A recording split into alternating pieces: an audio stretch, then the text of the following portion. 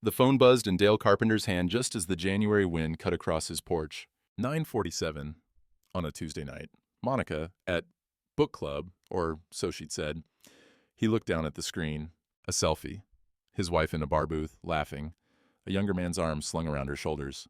The man was looking straight at the camera, straight at Dale, with a smile that said he knew exactly who'd be seeing this. Travis Henneman, the developer who'd been sniffing around county land deals. Dale's hands started shaking. The phone slipped from his grip, landed face up in the snow at his boots. The screen stayed lit for a moment, that smile glowing up at him in the darkness. 38 years of marriage, just sitting there in the snow. He didn't pick it up for a long time. Dale didn't sleep that night, just sat at the kitchen table with the phone between his hands, staring at that picture until his eyes burned. Monica came home at 11:30, humming, took off her coat like nothing had happened, like she hadn't just sent proof of her betrayal to her husband's phone. "You're up late," she said. Dale slid the phone across the table. She looked at it. Her face didn't change much, just a flicker of something, gone quick. Then the tears started. "Dale, it's not what you think." "What is it then? What is it then?" She sat down across from him, reached for his hand. He pulled back. "Travis is helping me with some financial planning," she said. Her voice broke just right. "For our future. With you forgetting things lately, I got scared about money. He's just a friend, that's all." "Forgetting things?" "You know." She touched his face, gentle. "Little things. Appointments. Where you put the truck keys. I've been worried." Dale stared at her. He hadn't forgotten anything. Not one damn thing. "That smile," he said. "That wasn't a friend's smile." He was drunk, being stupid. More tears. "Dale, I'm sorry it looked bad, but nothing happened. I swear. I'm scared about getting old, about money, about what happens if you—" She let it hang there. "If you lose your mind. If you can't take care of things anymore." "I'm 63, Dale said. "Not 90. I know. She was crying harder now. "I'm just being stupid, paranoid. Please don't be angry. I couldn't stand it if you were angry." She looked so small across that table. 38 years of marriage sitting between them like a weight. Dale wanted to believe her. God, he wanted to. "Don't see him again," he said finally. "I won't, I promise." She came around this table, put her arms around him. "I'm sorry. I'm so sorry." He let her hold him. But something felt wrong. Something in how quickly she'd had the explanation ready. How the tears had come right on time. The next 3 weeks, Monica was perfect. She cooked his favorite meals, brought him coffee when he was checking fence lines, came out to the barn and watched him work on the old tractor, asking questions like she cared about the answer. Sunday mornings at church, she'd hold his hand during the hymns. Tuesday nights, she'd fall asleep with her head on his shoulder while they watched television. Dale started thinking maybe he'd overreacted. Maybe that smile hadn't meant what he thought it meant. Maybe Monica really was just scared about their future, trying to plan ahead. Hell, at 63, wasn't that smart? He checked the back 40 on a Thursday morning in mid-February, same as he'd done every week for 40 years. Monica brought him coffee in a thermos, stayed to watch the sunrise with him. "I love this land," she said. "I know. Your father would be proud. How you've kept it." Dale looked at her. There was something in her voice he couldn't place. "You feeling okay?" he asked. "Fine. Just thinking about the future." She squeezed his hand. "We should talk more about that. Financial planning. What happens to all this when we're gone?" "It goes to Sarah. If she wants it." Monica's voice was careful. "She hasn't been here in 5 years, Dale. Might not want 200 acres to manage." "She'll want it." Monica didn't say anything else. Just smiled and kissed his cheek and headed back to the house. That night at dinner, her phone sat on the table between them. It buzzed. The screen lit up. Monica was at the stove. Dale could see the message preview from where he sat. Phase 2 ready. Tuesday morning? The sender. Travis. Dale's fork stopped halfway to his mouth. Monica came back with the pot roast, phone in her hand now. She glanced at the screen, typed something back, didn't try to hide it. "Sister needs help with something Tuesday," she said, setting down the food. I'll be gone most of the day." Dale nodded, couldn't speak. After she went to take a bath, he sat there looking at her phone on the table. She'd left it there. Just left it there like she didn't care if he looked. Or like she wanted him to. His hand reached across the table. Stopped. His father's voice in his head. A man doesn't snoop. But his father hadn't dealt with a text that said, Phase 2. Dale picked up the phone. No lock screen. Monica had never bothered with passwords. He scrolled up through the messages with Travis. His heart started pounding so hard he could hear it. 6 months of texts, maybe more. Getting Dale evaluated next week. Dr. Harrison knows what to say. Power of attorney, Should take 3-4 weeks once we have medical documentation. Assessor will lowball the property. My guy owes me. Old fool won't know what hit him. He trusts me completely. This will be easy. Dale's hands shook so bad he almost dropped the phone. He scrolled further. Pictures, not just the selfie, others. Travis and Monica in restaurants, in what looked like a hotel room. Discussion of nursing homes, move-in dates, their future together. No. The bathroom door opened. Water still running. Monica would be out in a minute. Dale put the phone back exactly where it was. Exactly. She came out in her robe, smiled at him. You okay? You look pale. Fine, Dale said. Just tired. Go on to bed. I'll clean up. He went. Lay there in the dark while she moved around the kitchen. When she finally came to bed, she curled up next to him like always. Put her head on his shoulder. Dale stared at the ceiling. Phase 2 ready. Tuesday morning. He had 4 days to figure out what the hell that meant. Dale didn't sleep. Just lay there beside Monica, listening to her breathe. Easy and steady, like she didn't have a care in the world. At 3 in the morning, he gave up. Pulled on his jeans and coat and went out to the driveway. Ice storm starting, the kind that coats everything in glass. Monica's car sat there in the dark. He tried the door, unlocked. The manila envelope was under the driver's seat, pushed way back. His fingers were so cold they barely worked, pulling it out. Pre-admission paperwork. Shady Oaks Assisted Living Memory Care Unit, his name filled in. Monica's signature where it said Legal Guardian. Medical justification section checked. Progressive cognitive decline. Unsafe to live independently. Assessment scheduled for March 1st. Bed reserved. Move-in date, March 15th. The papers were dated December 10th. 2 months ago, a month before the selfie, before the confrontation in the kitchen, before her tears and promises. This had always been the plan.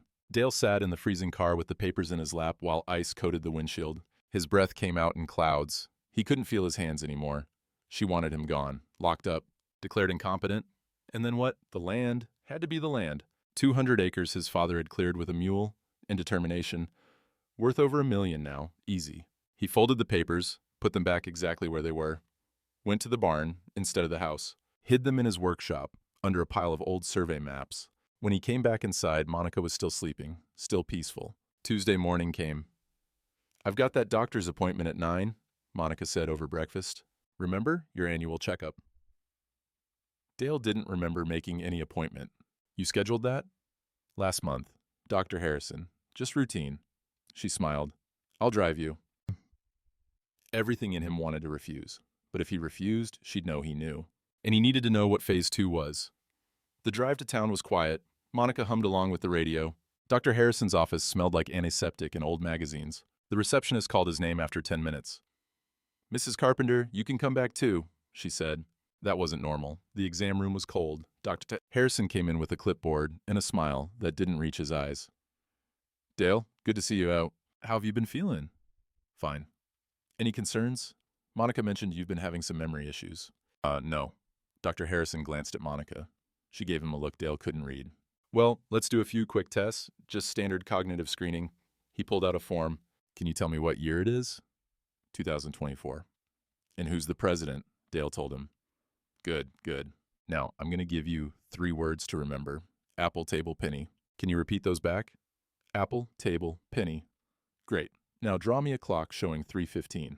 Dale drew it perfectly. The questions kept coming, fast, oddly phrased. What day of the week was it? Count backward from 100 by 7s. Spell world backwards. He answered everything correctly. But Dr. Harrison kept writing, kept making notes.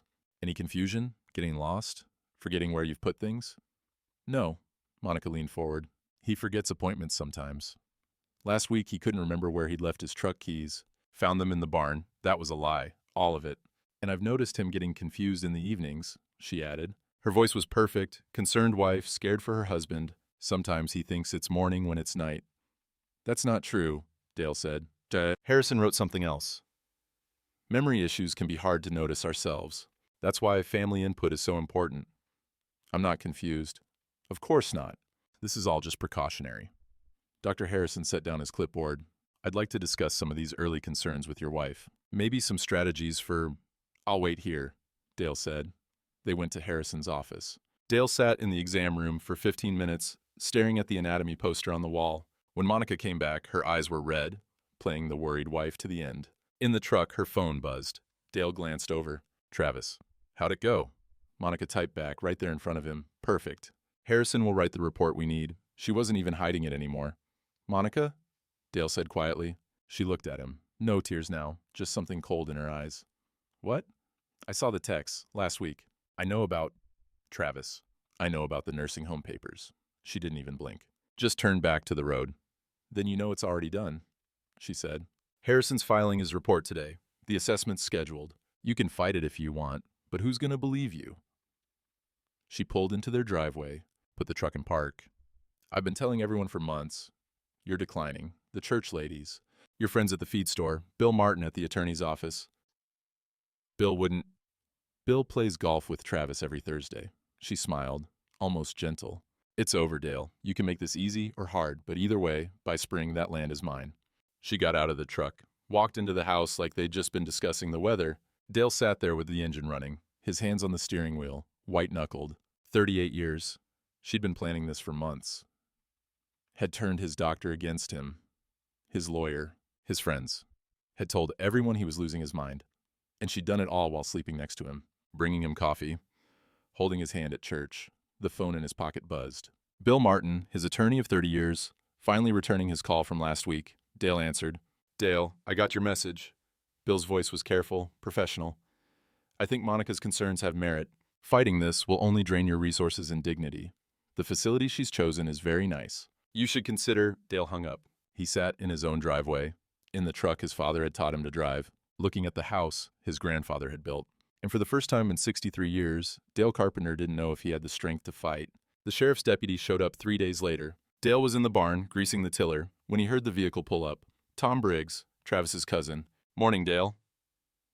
Tom stood in the barn doorway, hat in his hands, polite. "Got a call about a wellness check. Mind if I look around?" "What call?" "Your wife's concerned. Says you've been acting confused. Wanted us to make sure everything's safe." Dale set down the grease gun. "I'm fine. Sure, just doing my job." Tom walked through the barn anyway, looking, checking the equipment, the wiring, the kerosene heater, making notes on a little pad. "Your surveying gear," Tom said, pointing at the old Transit on the workbench. "You still use this old stuff?" "It works." Tom wrote something down, gave Dale a smile that wasn't quite friendly. "My cousin Travis mentioned you might need some help. Managing all this property at your age, it's a lot for one person." "I manage fine." "Of course you do." Tom put his hat back on. "You take care now, Dale. Don't hesitate to call if you need anything." After he left, Dale stood in the barn for a long time. The deputy's notepad had been visible for just a second when he'd turned. Dale had seen the words, "Isolated living situation, outdated equipment, subject defensive." They were building a file. Sunday morning, Dale went to church alone. Monica claimed a headache. He'd been going to First Methodist for 40 years. Knew everyone. They knew him. Or they used to. He walked into the fellowship hall for coffee hour. The conversation stopped. People looked up, then looked away fast, found reasons to be somewhere else. Betty Henderson, who'd known him since he was 20, gave him a tight smile and headed for the door. "Betty," he called. She paused. "Dale, good to see you. How's Jim's back?" "Better." And she was already moving. "I've got to run. Roast in the oven." It was 9:30 in the morning. At his usual table, the chairs were empty. 3 men who'd sat with him every Sunday for 15 years were across the room. When he looked over, they suddenly got real interested in their coffee. Dale heard the whispers. "Monica's so worried. Shame, really. Seemed so sharp. Age gets everyone, eventually." He left his coffee untouched, walked out. In the parking lot, Ruth Patterson was loading something into her car. She'd been his surveying partner 30 years back, before she'd taken the county records job. They'd worked dozens of properties together. "Ruth," he said. She looked up. Her face was hard to read. "Dale, can I talk to you a minute? I'm running late." She closed her trunk, didn't meet his eyes. "You take care." She drove off before he could say anything else. Dale stood in the parking lot alone. The church bells were ringing, people filing past him like he wasn't there. Monday morning, at the diner. 40 years, he'd had breakfast at the same table. 6:30, 2 eggs over easy wheat toast, black coffee. Sally, the waitress who'd served him since the Reagan administration, barely looked at him when she took his order. "Coffee? Please." She filled the cup and left. Didn't ask about the weather, didn't mention her grandson's baseball season. Just gone. The table where he usually sat with Ray Hollis and Pete Gardner was taken. By Ray and Pete, they'd moved to a different table. When Dale looked over, Ray suddenly remembered he needed more sugar. Dale ate his eggs alone. They tasted like nothing. At the feed store, old Mr. Peterson bagged up his order without the usual conversation. When Dale paid, Peterson said quietly, without looking up, "Heard Monica's real worried about you, Dale." Monica's lying. Peterson's jaw worked. He still didn't look up. "Maybe you should listen to her. She's trying to help." Dale left without another word. The blizzard hit Tuesday afternoon. By evening, the road was impassable. Phone lines went down. Power stayed on, but barely. Dale was alone. Monica had gone to her sister's the day before. Said she didn't feel safe. "You've been acting so strange, Dale. I need some space." 3 days he was snowed in. Not a single person called. Not one. He checked. The phone line was working fine. Just nobody checking if he was alive, if he had food, if he'd lost power and was freezing to death. Wednesday night, Dale sat at his kitchen table with the property deed in front of him. Father's survey transit on the mantel, catching light from the fire. He could sell. Call Travis tomorrow, accept whatever lowball offer came. Take the money and leave. Start somewhere nobody knew him. Somewhere nobody thought he was losing his mind. It would be easy, easier than fighting. Thursday afternoon, the snow finally stopped. Dale walked his property lines. 2 feet of snow, bitter cold, wind that cut through his coat like it wasn't there. He found the northwest corner marker, iron pin his father had set in 1947. Dale was 8 years old that day, watching his father work the transit, learning how to read the measurements. "Every pin is a promise," his father had said. "This land will be yours, then your children's. We mark it true so nobody can take it." Dale knelt in the snow, brushed away the white until he could see the pinhead. Still exactly where it should be. 77 years later, he pulled the county assessor's report from his coat pocket, the one that said his land was worth $400,000, the one that said owner cognitive decline, limiting property maintenance. He walked to the fence lines the report called deteriorating. Perfect. Every post solid. Checked the barn the report said had structural concerns. His grandfather had built it to last 200 years, still had 150 left in it. They documented lies, made them official. And everybody believed them because nobody wanted to think Monica would lie. Nobody wanted to think a wife would do this to her husband. Friday morning, Dale unlocked his workshop, pulled the tarp off his father's equipment. The old transit sat there under dust and time. He checked the mechanisms, still perfect. If he surveyed the entire property fresh, every boundary, every pin, every angle, proved his precision to the inch. That was proof no forged assessment could deny. But he was 63. 200 acres in winter, days of work and brutal cold. His hands weren't as steady as they used to be. His back complained more. His knees hurt in the cold. Could his body still do what his mind knew was necessary? He found a note in his father's old toolbox. Written in pencil on the back of a survey form, dated 1973, defended our deed today against carpetbaggers who wanted to claim the creek boundary. They had fancy lawyers. I had measurements. Truth won. This land is your spine. Stand straight. Dad Dale folded the note, put it in his pocket, picked up the phone, called the feed store.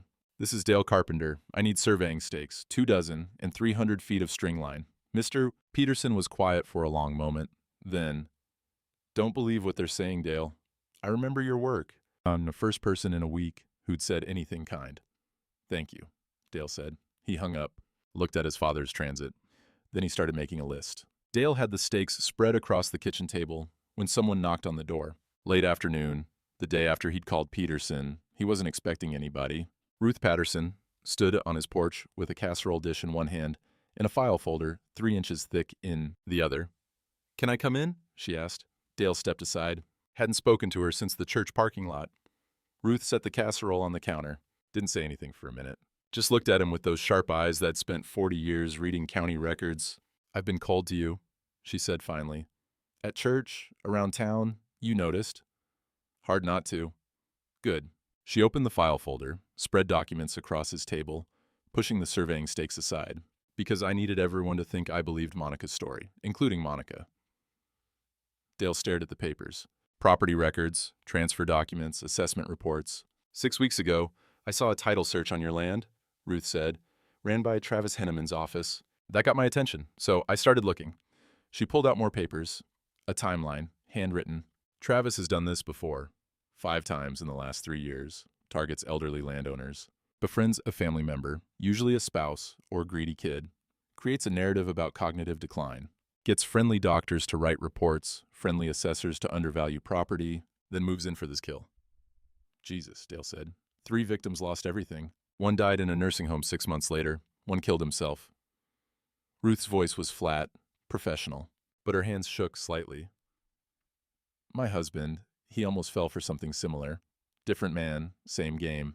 We fought it off, but it ate at him. He died angry. She looked at Dale straight on. I won't let it happen again. Not to you, not to anybody. Dale sat down hard. Why didn't you tell me? Because I needed to document everything first. Build the case. If I'd tipped my hand too early, they would have known someone was watching. Change tactics. She tapped the files.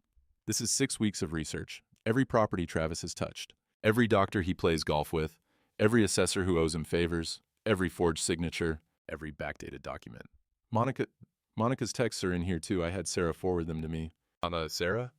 Your daughter's on her way. I called her yesterday. Told her what her mother's doing. And she hasn't spoken to me in 5 years. I know. Monica called her 2 weeks ago. Offered her $100,000 to testify you're incompetent. Dale felt like he'd been punched. Sarah asked for time to think about it, Ruth continued. Monica thinks she's got her. But I reached out yesterday. Explained what I found. She's driving up from Nashville right now. Dale couldn't speak. Ruth pulled out one more document. My nephew Frank, he's an attorney in the Capitol. Specializes in elder fraud. Hates these cases with a passion. I called him this morning. He'll take your case pro bono if you want to fight. If I want to, Dale laughed, but it came out broken. Ruth, they've got doctors, lawyers, the sheriff. Half the damn town thinks I'm losing my mind. I know. How do I prove I'm not? Stand in court and say I'm fine while they waive medical reports? Ruth sat down across from him. Frank says evidence helps, but judges want to see competence demonstrated. Actions, not words. Can you do that? Dale thought about the surveying stakes on his table. The transit in the barn. I was going to survey my property, all of it, prove every boundary marker, every pin, every measurement, show them my mind's as sharp as it ever was. In this weather? My father did it and worse. Ruth studied him. You're 63, Dale. 200 acres. That's days of work in brutal cold. I know. You could die out there. I could die in a nursing home too. At least out there I'd die trying. Ruth was quiet for a long moment. Then she nodded. Then we document every inch. Photographs, video, measurements, cross-checked with original surveys. Make it undeniable. We? You think I'm letting you do this alone? She stood up. I'll help with the documentation. Sarah can film on her phone. Frank can use it all in court. The hope in Dale's chest hurt worse than the despair had. When's the hearing? He asked. Monica's filing for emergency power of attorney, based on Dr. Harrison's report. Frank says we've got maybe 3 weeks to prepare. 3 weeks. Dale looked at his father's note, still in his pocket. This land is your spine. Stand straight. Then we start tomorrow, he said. Headlights in the driveway an hour later. A car Dale didn't recognize. Sarah got out. 41 now. He hadn't seen her since she'd stormed out after he'd refused to loan her money for her third divorce. Attorney. She stood in the driveway for a minute, just looking at the house. Then she walked up to the porch. Dale opened the door before she could knock. Hi, Dad. Sarah. They stood there awkward, 5 years of silence between them. Mom called me 2 weeks ago, Sarah said finally. Told me you were declining, getting confused, dangerous to live alone. She said if I testify to that, she'd give me $100,000. Take care of me after the divorce. Dale's throat was too tight to answer. I almost did it, Sarah said. I'm broke, bitter. Still angry you wouldn't help me back then. I thought... She stopped. I thought maybe you deserved it for being so hard, so judgmental. Sarah, let me finish. She came up the porch steps. Ruth called yesterday, told me what Mom's really doing, showed me the pattern, the other victims. I didn't believe it at first. My own mother wouldn't. Her voice broke. But then I looked at the text Ruth sent, really looked, and I saw it. She was crying now. Mom lied about everything, about you forgetting things, about being confused. She's been planning this for months. And she tried to buy me, her own daughter. Well, you didn't take it, Dale said quietly. I almost did. That's what kills me. I was tempted.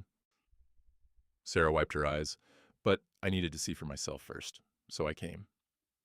Dale didn't know what to say.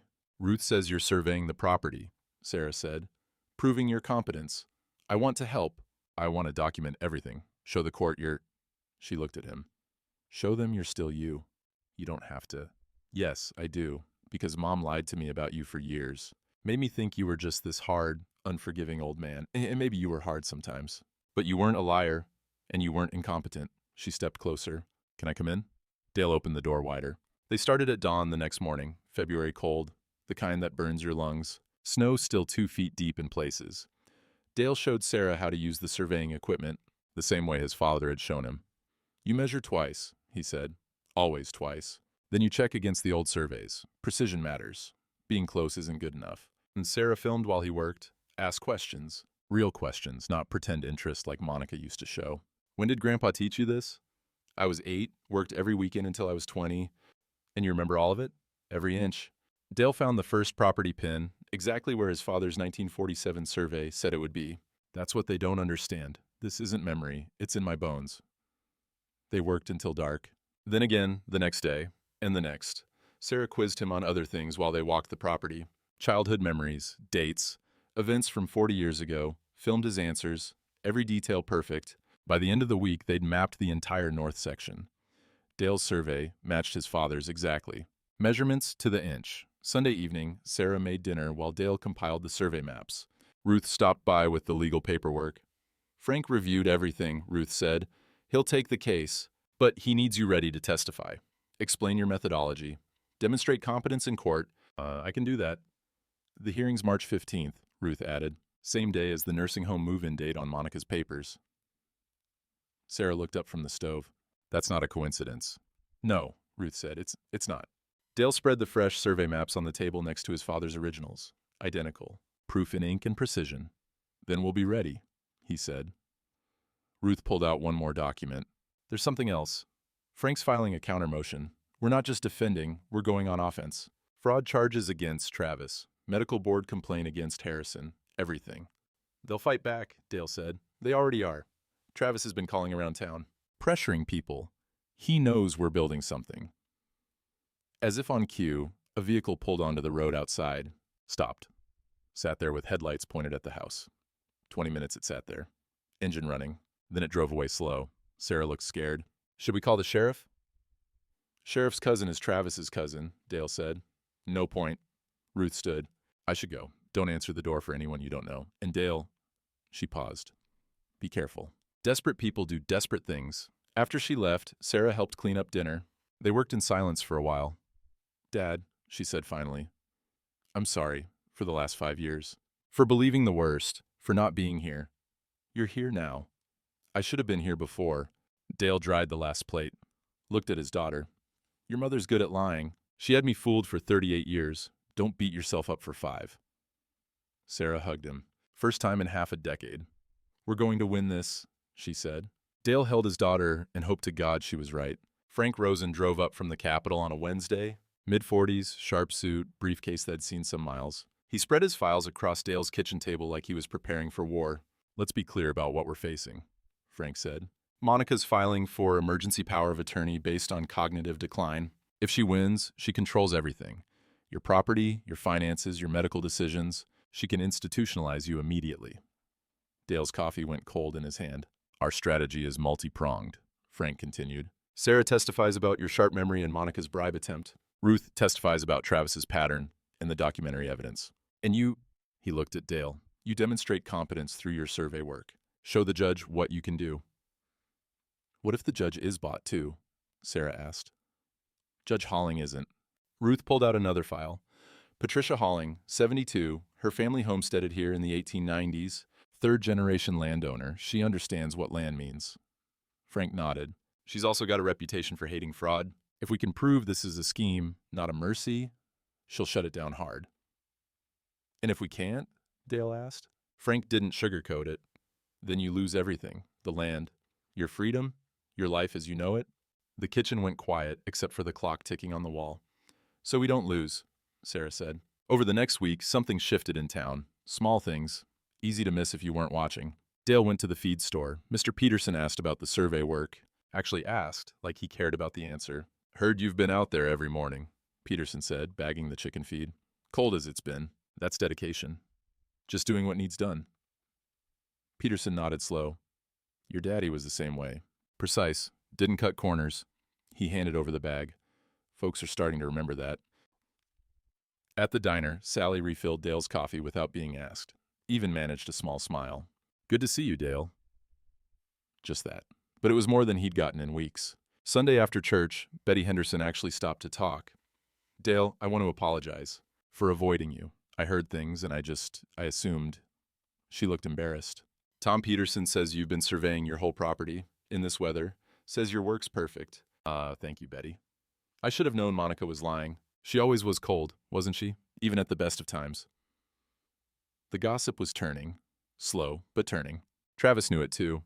Dale heard from Ruth that Travis had been spotted outside the county assessor's office arguing, loud enough that people noticed, unprofessional enough that people talked. Monica's calls to Sarah got more frequent, more desperate.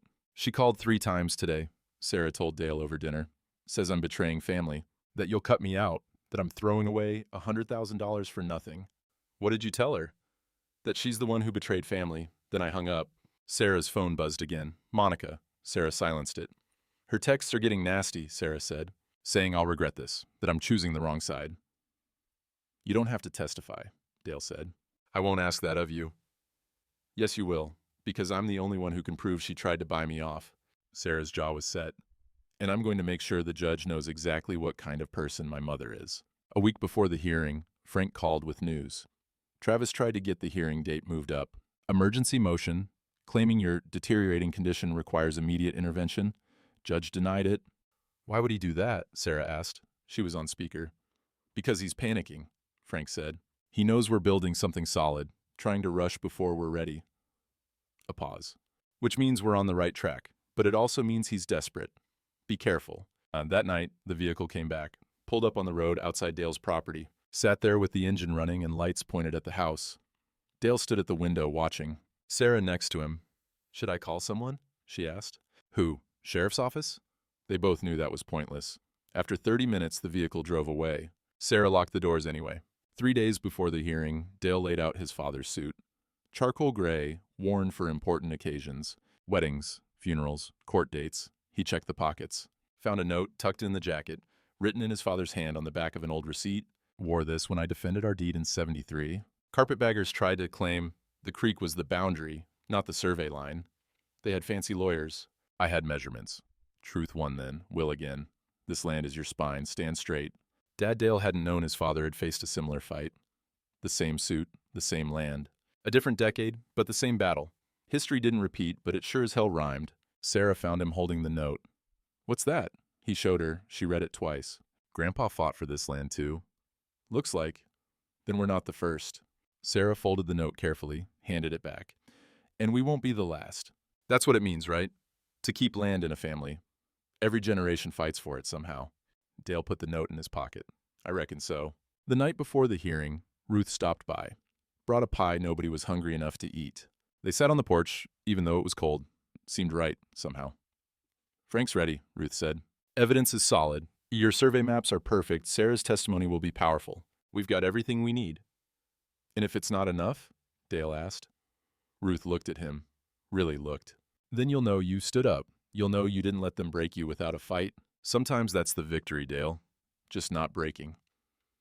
They sat quiet for a while. The kind of quiet that feels comfortable, like they'd known each other long enough not to need words for everything. Dale, Ruth said finally, whatever happens tomorrow, you've already won something. You know that, right? What's that? You stood up. A lot of folks wouldn't have. They would have accepted it, gone quietly. But you stood up. Dale didn't know what to say to that. Ruth stood, touched his shoulder briefly. Get some sleep. Big day tomorrow. After she left, Dale sat on the porch alone. The stars were out, cold and clear. Same stars his father had looked at, his grandfather.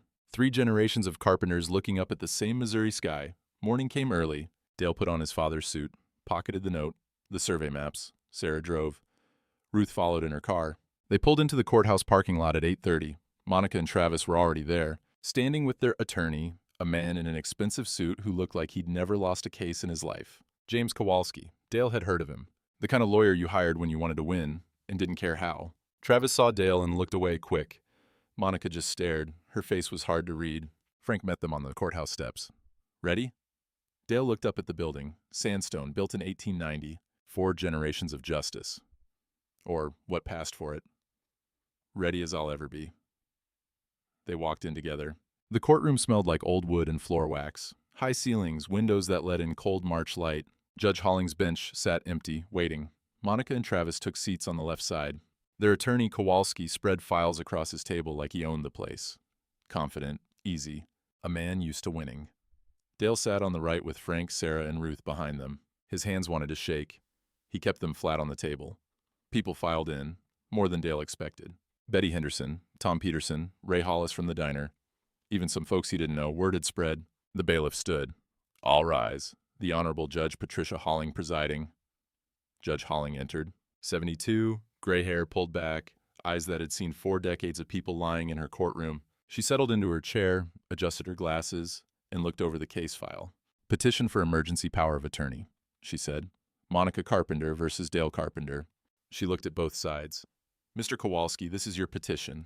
What's the emergency? Kowalski stood smooth. Your Honor, Mr. Dale Carpenter is experiencing cognitive decline that puts him and others at risk. We have medical documentation, witness testimony, and family concern. Mrs. Carpenter is seeking legal authority to ensure her husband receives proper care. Judge Holling's eyes shifted to Dale. Mr. Carpenter, do you understand these proceedings?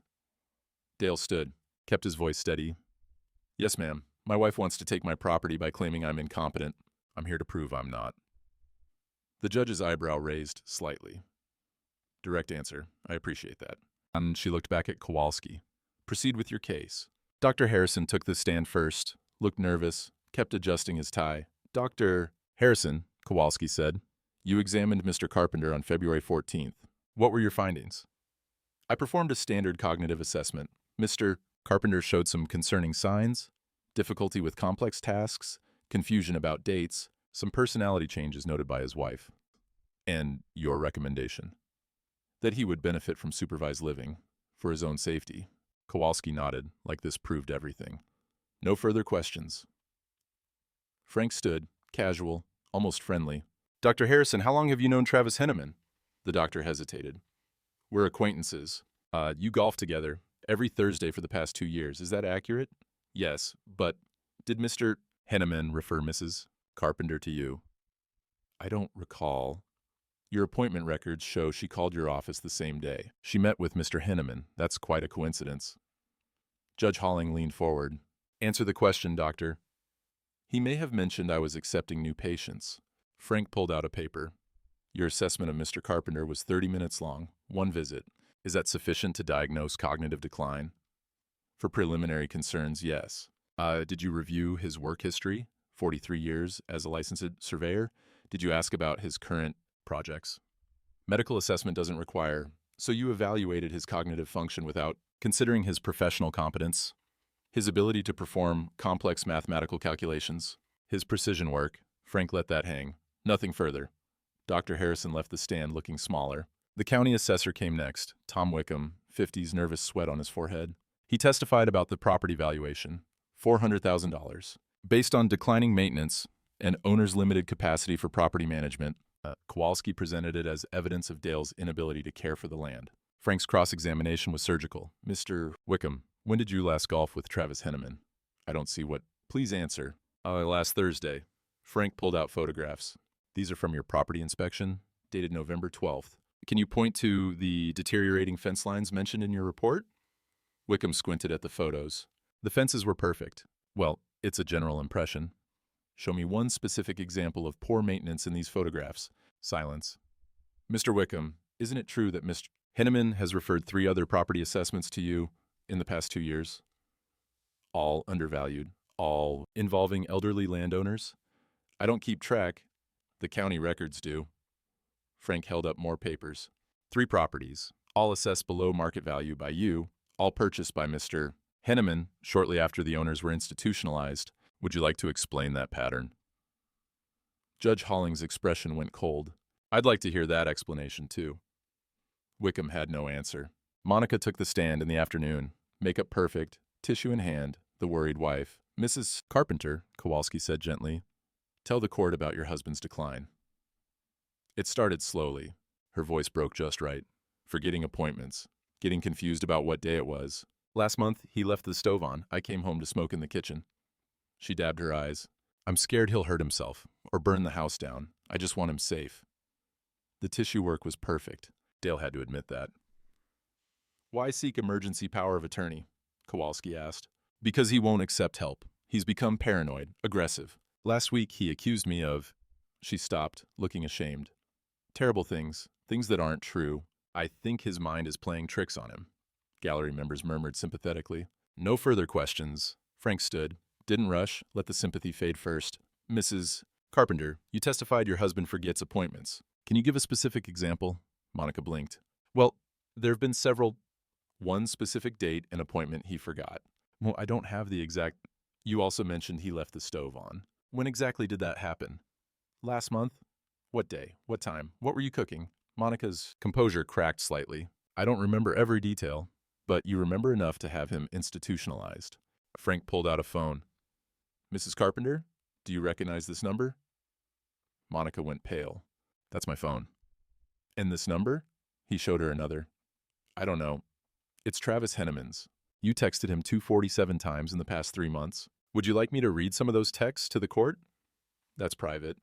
Your Honor, I'd like to submit those as evidence. Frank handed papers to the judge.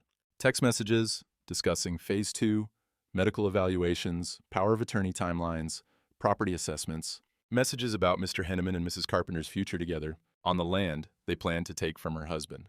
The courtroom went dead silent. Monica's tissue fell to the floor. She didn't pick it up. Mrs. Carpenter, Frank said quietly, on February 28th, you texted Mr. Henneman, and I quote, he trusts me completely. This will be easy. Do you stand by that text? Monica couldn't answer. No further questions. Ruth took the stand next. Calm, professional, 40 years of county records backing every word. She presented the timeline. Travis's property acquisitions, the pattern of elderly victims, forged documents, backdated signatures, 5 cases in 3 years. This isn't negligence, Ruth said.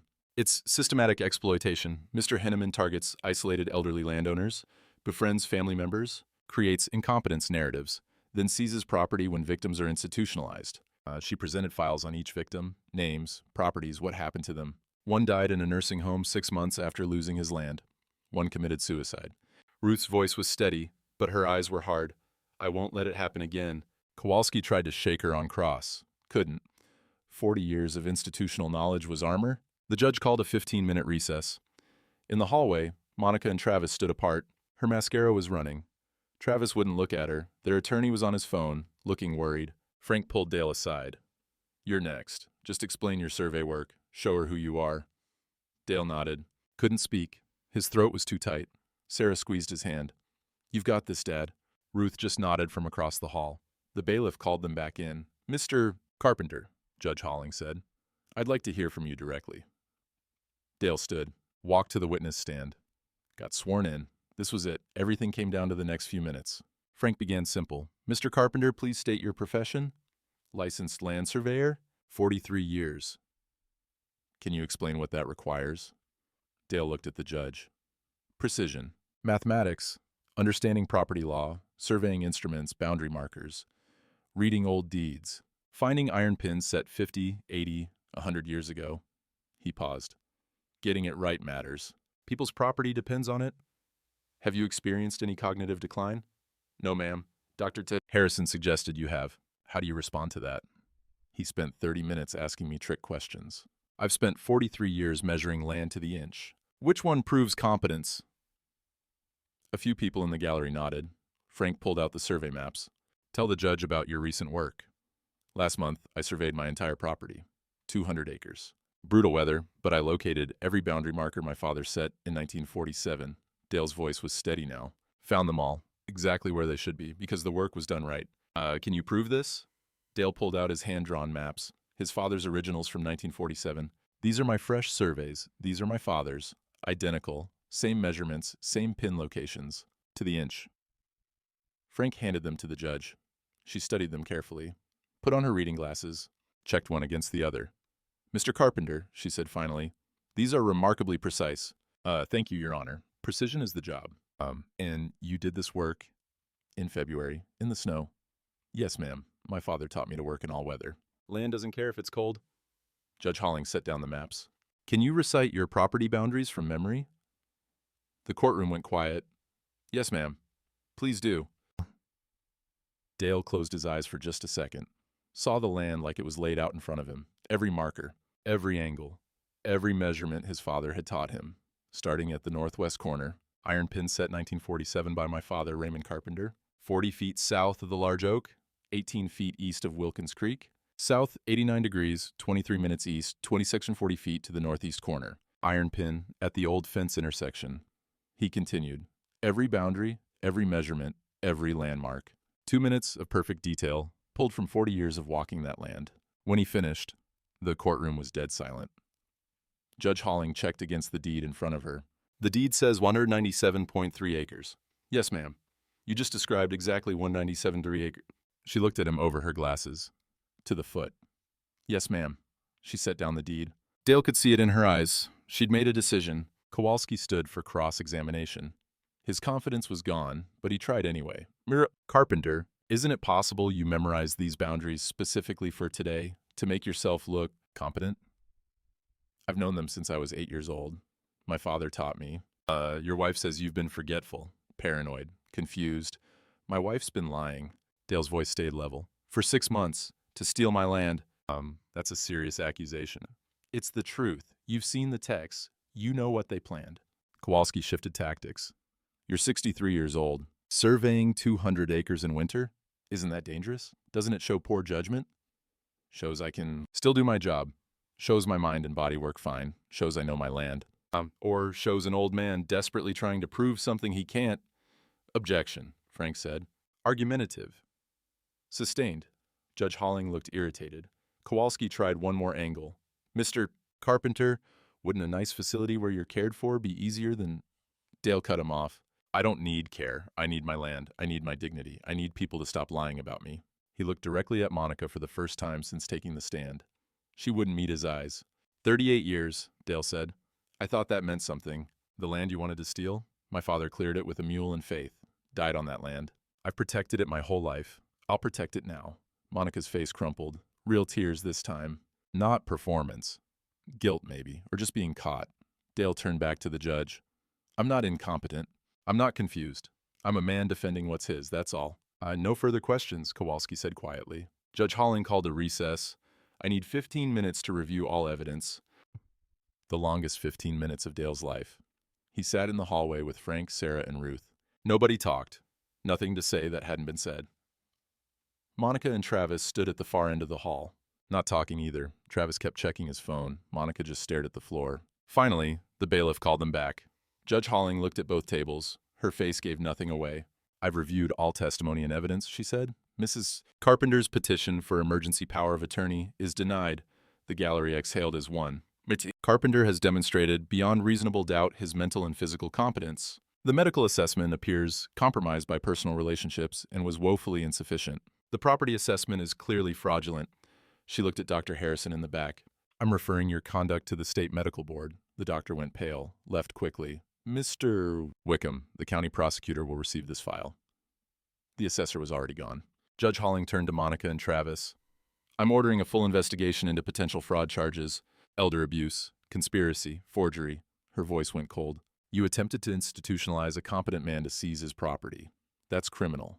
She signed papers, slid them across. Mr. Carpenter, I'm issuing a restraining order protecting you and your property. You're free to go. The gavel came down. It was over. Outside, the March sun felt warm for the first time in months. People stopped to shake Dale's hand. Apologize. Say they'd known Monica was lying all along. Dale didn't believe that, but he nodded anyway. Travis rushed past them to his BMW. Wouldn't make eye contact. A reporter chased after him, asking questions he wouldn't answer. Monica stood alone on the courthouse steps. Her sister, who'd driven her, was already walking away. Nobody would look at her. She turned to Dale, opened her mouth like she might say something. Dale just shook his head, kept walking. Sarah linked her arm through his. Ruth did the same on the other side. Frank caught up, grinning. Drinks are on me. You earned it. I need to go home, Dale said. Got fence to mend. They laughed. He was serious. The truck was where they'd left it. Dale climbed in. Sarah drove. Ruth followed in her car. As they pulled away, Dale looked back once. Saw Monica still standing there, alone, small. Everything she'd schemed for gone. He felt nothing. No victory, no anger, just done. The land waited ahead. His father's land. His land now for certain. Some battles you win by standing your ground and refusing to be moved. This had been one of them. The newspaper hit Dale's porch Thursday morning. Front page headline, Local developer under investigation for elder fraud. Travis's face in the photo. Looking cornered, Dale set it aside, didn't need to read it. He'd lived it. By the weekend, more news filtered through. Travis's developer license suspended. County prosecutor filing charges, fraud, forgery, conspiracy. 3 other victims had come forward after seeing the news. One was crying when she called Ruth, said she'd thought nobody would believe her. Dr. Harrison's practice was under review, patients leaving. State Medical Board opening an investigation. The assessor, Wickham, got fired. County Records Office cleaning house. Monica's lawyer had been disbarred for his part in it. Something about knowing the documents were forged. Dale heard it all secondhand. Didn't ask, didn't need to. Sunday at the diner, Sally brought him eggs without asking. Good to have you back, Dale. Good to be back. Ray Hollis and Pete Gardner came over. Awkward. We should have known better, Ray said. Should have trusted you. Dale sipped his coffee. It's done. Yeah, but it's done, Ray. They nodded. Sat down, started talking about the weather like they always had. Some things could go back to normal. Not everything, but some things. At church, Betty Henderson hugged him. We should have stood by you. And you're standing by me now. That seemed to help her some. Frank filed Dale's divorce petition Tuesday. Grounds: fraud, abandonment, elder abuse. Monica was living with a cousin, 2 counties over. Her sister wouldn't house her. Travis wouldn't return her calls. He'd lawyered up, distanced himself from her fast as he could. She had no allies left, no friends. The town that had believed her lies now knew the truth. Dale tried to feel something about it. Vindication, maybe, or satisfaction. He felt tired and ready for spring. Sarah started visiting every weekend. They'd walk the fence lines together. She was learning the property, taking photos, recording his stories about her grandfather. One Saturday morning in early April, she was quiet for a long time. Then, Dad, I'm pregnant. Dale stopped walking, looked at her. I wanted to tell you carefully, she said. I know things are complicated. With the divorce, with everything. Boy or girl? Don't know yet. Either way, Dale said, they'll need to know this land. When they're old enough, I'll teach them surveying, like my father taught me. Sarah's eyes filled up. Yeah? Yeah, she hugged him. Standing there in the middle of the back 40, mud on their boots, April sun warm on their shoulders. Family hadn't been broken, just bent, but bent things could be straightened. Ruth started coming by regular. Sunday dinners became a thing. She'd bring pie. They'd eat on the porch after, talk about nothing important, weather, town gossip, county records. One evening she said, casual-like, I was thinking about selling my place, moving somewhere warm. That right? But I like it here. She looked at him. Good people here. Dale nodded. Yeah, good people. They rocked in silence. Comfortable, nothing was rushed, nothing needed to be. They were 63 and 68, past the age of pretending or hurrying. But there was something there, quiet, steady, built on respect and shared battles. It was enough. Late April, Dale got a letter from the county prosecutor. Travis Henneman indicted on 8 counts. Trial set for fall. They wanted Dale to testify. 3 other victims had cases pending on the same evidence. Sarah asked, do you want to? You could just move on. Dale thought about the widow who'd called Ruth crying. Thought about the man who'd killed himself. Thought about the one who'd died in a nursing home 6 months after losing his farm. Other folks got hurt, he said. If testifying helps them, I'll do it.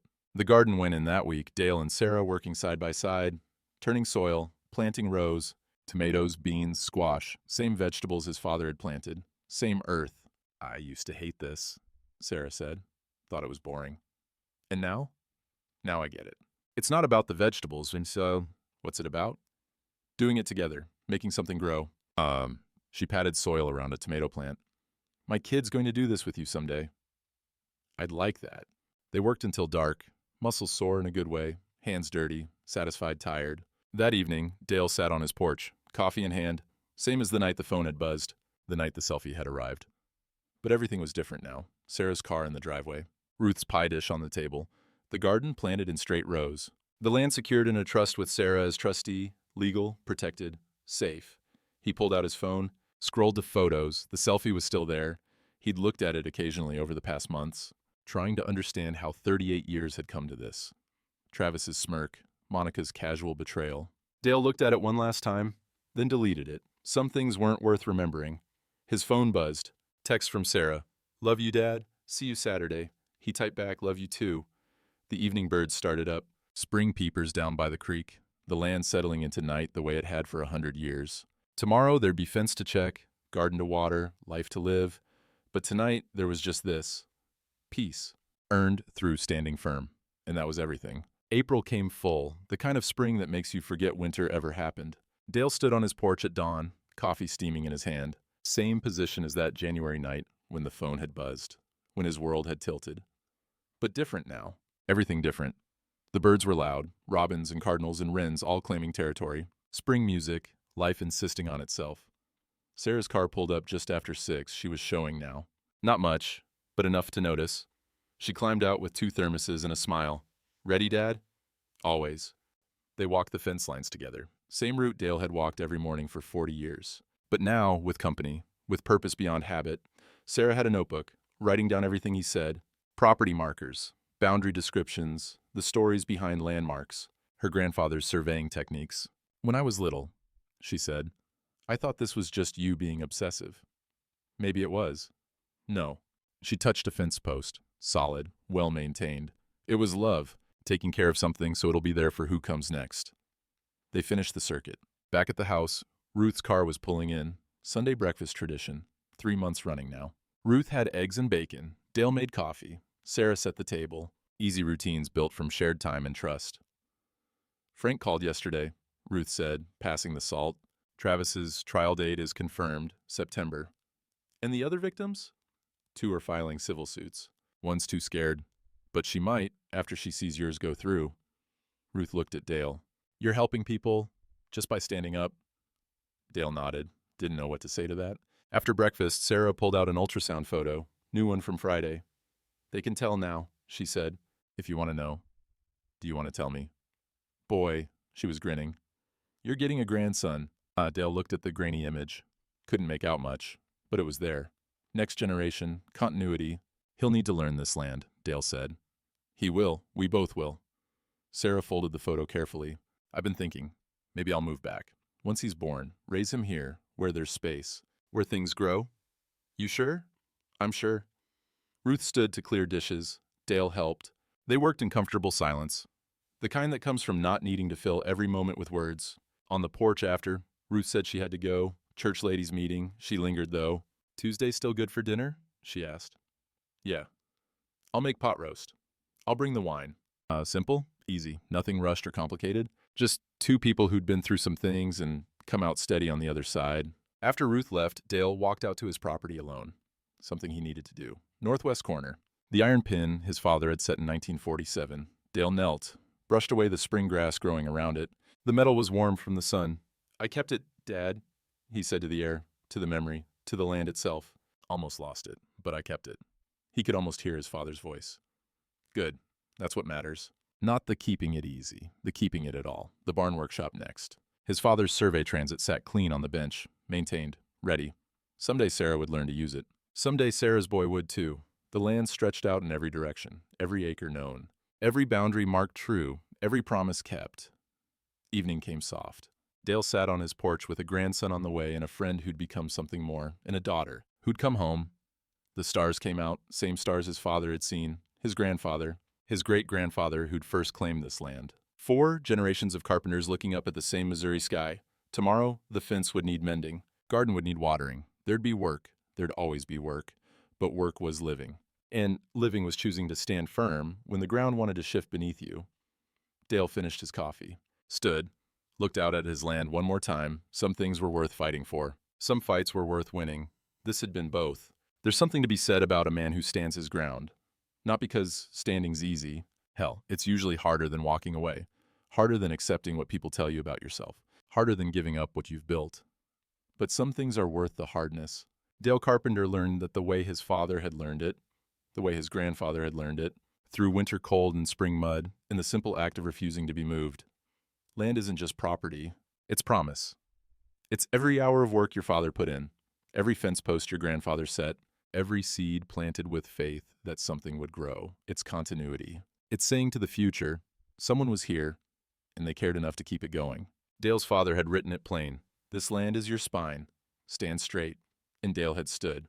When his wife betrayed him, when doctors lied about him, when the whole town turned its back, when the easiest thing would have been to sell cheap and vanish, he stood because the land was his spine, because precision mattered, because some promises span generations. Now spring mornings find him on that same porch, coffee in hand, daughter visiting, grandson coming, friend who might be more sitting beside him on Sunday evenings. The land stretches out, secure, marked true, kept safe for who comes next. That's the real victory, not the courthouse, not the public vindication. The victory is standing on your own porch on a spring morning and knowing you didn't break, knowing what you protected will outlast you, knowing that when your grandson asks about the land, you'll have the answer your father had. We keep it safe. We mark it true. We pass it on. Some battles are won through patience and precision. Some dignity is earned through refusal to surrender it. Dale Carpenter understood that now. The fence line called. His fence, his land, his morning, and that was everything.